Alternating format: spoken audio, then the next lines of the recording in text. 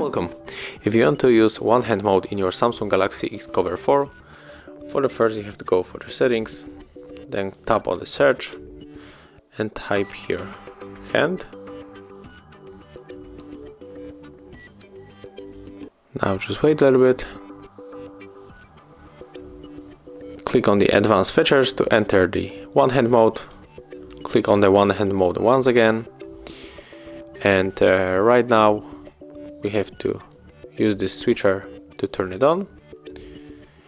And we can enable it with the gesture or the button. So I'm gonna change it for the button. And right now when we press the home key 3 times, we can open the one hand mode. So let's try it. 1, 2, 3. 1, 2, 3. And we are in the one hand mode. With the switcher right here, we can change it from the left or the right side.